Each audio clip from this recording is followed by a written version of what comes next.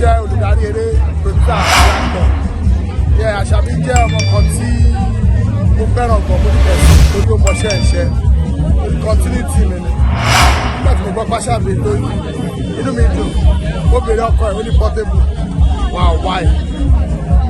Portable ò ṣe yàn burúkú so ó dẹ̀ ti máa rìn why do you have to go for him ó dẹ̀ ṣàlàyé ìgbà tí mo rí reason ẹ̀ choice ẹ̀ and so far so good ní tí gbọ́ complain aburú pa ẹ̀ ṣe inú mi dùn sí so ìkómọ ẹ̀ láwá wá lẹ́nu àdúgbò náà kí Ọlọ́run bá wa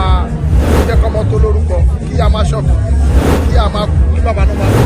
wọ́n lè rẹ́mi tọ́jú ọmọ kọ́mọ náà dẹ́ jẹ́ olókìkí ó dẹ́ jẹ́ ọmọ tó lógo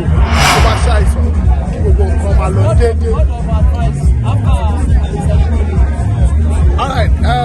we live in a life of social media now. I shall be celebrating láyé ara ẹ̀ Portable celebrity so they should be ready for wọ́n sọ pé wọ́n ní pé tí yóò bá ti sí tí wọ́n bá ti gbà yín láyè Ọlọ́run ló ní tó kù lọ́dọ̀.